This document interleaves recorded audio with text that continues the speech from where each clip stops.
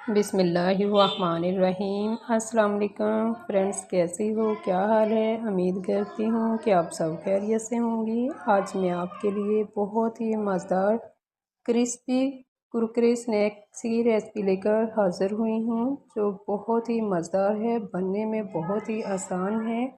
हम रेसिपी बनाना स्टार्ट करते हैं।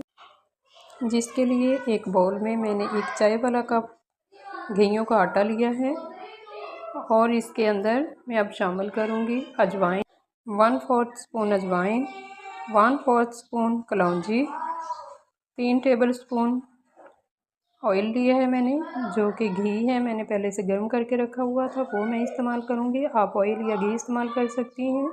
अब मैं इसको मिक्स कर लूँगी और मैं इसके अंदर नमक शामिल करूँगी। नमक मैंने लिया है 1/4 स्पून, आप अपने अकॉर्डिंग ले सकती हैं। अब मैं थोड़ा थोड़ा करके पानी मिक्स कर लूँगी इसकी डो बनाने के लिए। डो मैंने ना हार्ड रखनी है ना ज़्यादा नरम रखनी है, मिडल साइज़ में मुझे इसकी डो चाहिए। डो बनकर तैयार हो चुकी है। अब मैं इसको कवर करके रख दूँगी। अगला प्रोसीजर शुरू करूँगी। मैं इसको कवर करके एक साइड पे कर देती हूँ। अब मैंने 2 मीडियम साइज़ के आलू बॉयल कर लिए हैं, जो कि मैंने कद्दूकश कर लिए हैं।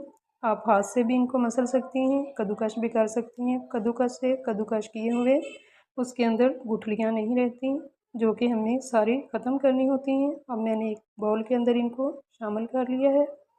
1/4 स्पून मैं हल्दी ऐड कर लूँगी, 1/4 स्पून ब्लैक पेपर, 1/4 स्पून दड़ा मिर्च, 1/4 स्पून इसमें गर्म मसाला ऐड कर लूँगी और 1/4 स्पून रेड चिली पाउडर इस्तेमाल कर लूँगी। हाफ चम्मच नमक इस्तेमाल करूँगी और ये मैंने हरा धनिया लिया है, वो इस्तेमाल करूँगी मैं। आप इस तरह सारी चीज़ों को डाल के मिक्स कर लेना। अच्छी तरह मिक्स करने के बाद ये हमारे पास स्टफिंग तैयार हो चुकी है।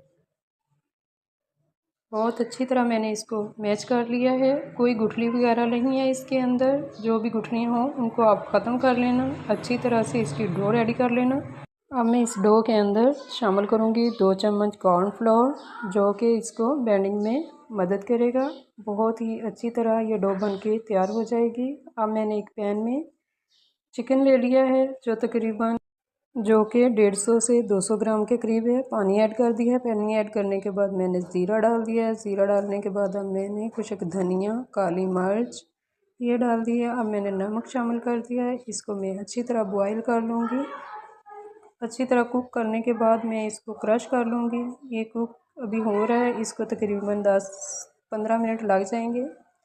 अब 10 मिनट के बाद यानी कि कुक हो चुका है ये चिकन अच्छी तरह से। ये चम्मच के साथ टूट रहा है, आपके सामने है। इस तरह आप भी इसको अच्छी तरह कुक कर लीजिएगा। जब इस तरह टूटने लग जाए तो इसको आप क्रश कर लेना। क्रश करने के बाद जो मैंने पहले से स्टफिंग रेडी करके रखी हुई थी उसके अंदर ये मैंने शामिल कर दिया है चिकन क्रश किया हुआ। अब मैं इसको अच्छी तरह से मिक्स कर लूँगी।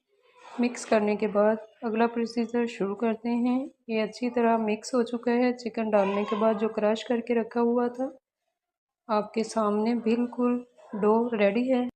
अब मैं इक्वल साइज़ के 2 पेड़े बना लूँगी। जो मैंने ये डो बना के रखी थी पहले गेहूं के आटे की, इसके मैं पेड़े बना रही हूँ। दोनों इक्वल साइज़ के होने चाहिए, जो कि मैं इनकी चपातियाँ बनाऊँगी। मैंने एक पेड़ा रेडी कर दिया है। उसके बाद ये दूसरे वाला, इसको भी मैं रेडी कर रही हूँ।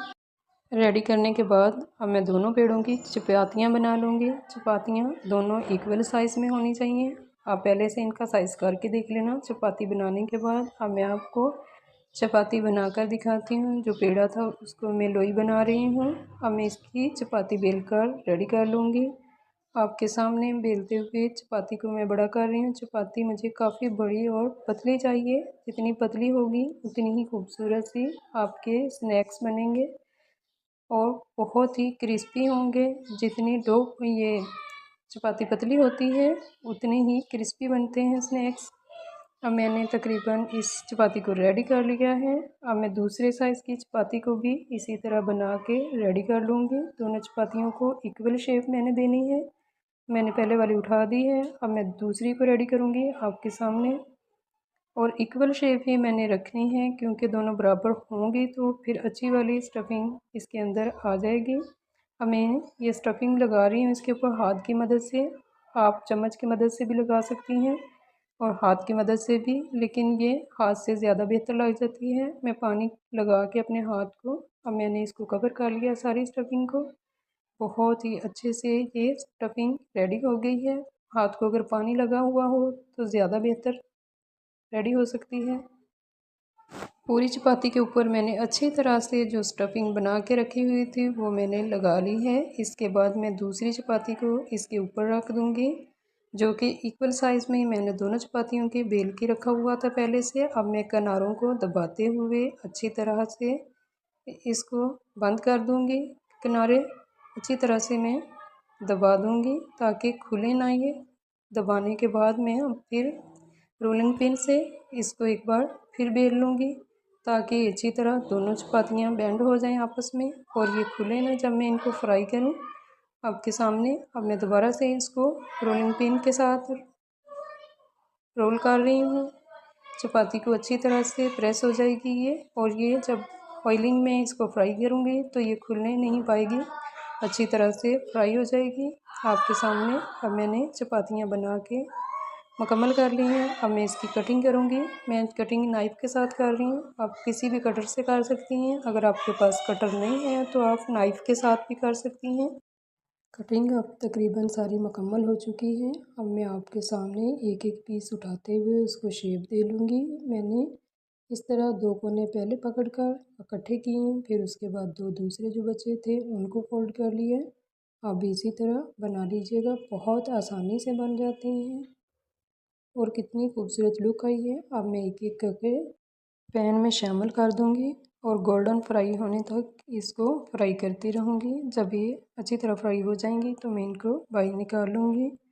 माशाल्लाह बहुत प्यारी फ्राई हो चुकी हैं। फ्रेंड्स, आपके साथ में क्रिस्पी स्नैक्स की रेसिपी शेयर करने लगी हूँ जो कि आप चाय के साथ खा सकती हैं, हल्की फुल्की भूख को मिटाने के लिए, या बच्चों को बना के दे सकती हैं।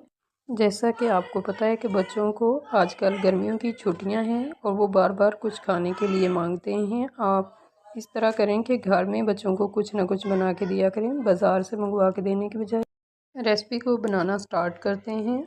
जिसके लिए मुझे चाहिए 1 कप मैदा, ये मैंने बाउल में डाल लिया। हाफ़ टेबल स्पून मैंने नमक ऐड कर लिया है। हाफ़ टेबल स्पून मैंने अजवाइन शामिल कर ली। 3 टेबल स्पून मैंने घी, जो कि मैंने पहले से गर्म करके रखा हुआ तो वो मैंने शामिल कर लिया। आप ज़रूर घी का ही इस्तेमाल कीजिएगा, ऑयल से ज़्यादा घी से क्रिस्पी बनते हैं स्नैक्स।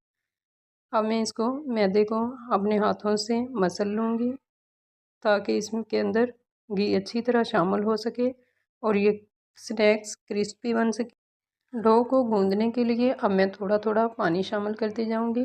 डो मैंने ना ज़्यादा सख्त रखनी है ना ही नरम बनानी है, दरमियाने साइज़ में मैंने इसको डो को तैयार करना है ताकि अच्छे स्नैक्स बनकर तैयार हो सकें। अब मैं डो के अंदर थोड़ा थोड़ा करके पानी शामिल करती रहूँगी और डो को मिक्स करती रहूँगी। 5 से 6 मिनट के लिए मैं अच्छी तरह इसको गूंद लूँगी। आप भी इसी तरह अच्छी तरह गूंद लेना। जितनी अच्छी आपकी डो मिक्स होगी उतने ही अच्छे आपके स्नैक्स बन के तैयार होंगे, क्रिस्पी बनेंगे। अगर आपकी डो अच्छे से ना बनी तो स्नैक्स भी अच्छे नहीं बनेंगे। डो मैंने गूंद के कुछ देर के लिए, यानी मैं 5 मिनट के लिए इसको रेडी होने के लिए रख दूँगी। 5 मिनट के बाद अब मैं इसके 2 पेड़े बना लूँगी इक्वल साइज़ में। मुझे 2 पेड़े चाहिए इसके। 2 मैंने इसकी रोटियां बनानी हैं। आपके सामने मैंने एक पेड़ा बना लिया है। अब मैं इसको बेल लूँगी, रोटी बना लूँगी इसकी।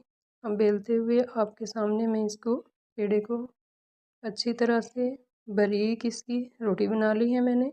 आप भी इसी तरह से दोनों रोटियां एक ही शेप में बना लेना। अब मैं इसको नाइफ़ के साथ कट कर रही हूँ। ये पीसीस मुझे इसी तरह चाहिए। अब मैंने इसके अंदर स्टफिंग जो की हुई थी स्टेप 1 में, वही मैं इसके अंदर बची हुई इस्तेमाल कर रही हूँ। आप भी इसी तरह कीजिएगा। 2-3 तरह के आप स्नैक्स बना सकती हैं। एक ही तरह डो रेडी करने के बाद मैं अब इसको स्नैक्स के शेप दे रही हूँ। स्नैक्स तकरीबन मेरे बन के रेडी हो चुके हैं। अब मैं इनको ऑयल में फ्राई कर लूँगी। स्नैक्स सारे तैयार हो चुके हैं। अब मैंने एक पैन में ऑयल को गर्म करने के लिए रख दिया है। एक एक करके मैं सारे स्नैक्स इसके अंदर शामिल कर दूंगी। स्नैक्स तकरीबन मेरे बन चुके हैं। कितनी अच्छी लुक आई है इनकी, बन के तैयार हो गए। फ्रेंड्स, आज मैं आपके साथ square samosa type recipe share करने लगी हूँ। ये बहुत ही क्रिस्पी मज़ेदार बन के तैयार होती है। आप इसको चाय के साथ भी इंजॉय कर सकते हैं या आफ्टरनून में अगर आपको भूख लगी हुई हो हल्की फुल्की, और रात का खाना तो लेट खाया जाता है, इसलिए आप इसको एंजॉय कर सकते हैं या अपने बच्चों को बना कर दे सकते हैं। बच्चे बड़े ही शौक़ से खाते हैं। ये बहुत ही मज़ेदार और क्रिस्पी बन के तैयार होते हैं। आप इसको ज़रूर ट्राई कीजिएगा। इस रेसिपी को बहुत ही आसानी से बनने वाली ये रेसिपी है। मैंने आपके साथ जो फर्स्ट नंबर पे रेसिपी शेयर की है या सेकंड नंबर पे, उन दोनों की स्टफिंग भी आपने देखी होगी और उनकी डो भी देखी होगी।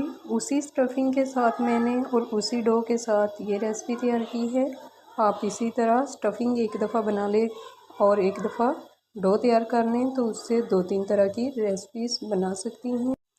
इस तरह की चीज़ें बच्चे बहुत ही शौक़ से खाते हैं और इंजॉय करते हैं। अब मैं और साथ ही हम कम बजट के अंदर रहते हुए अपने घर में ज़्यादा चीज़ बना लेते हैं। अब मैं किनारे इसके इस वजह से बंद कर रही हूँ कि इसके अंदर जो स्टफिंग की गई है वो बाहर ना निकले फ्राई करते हुए।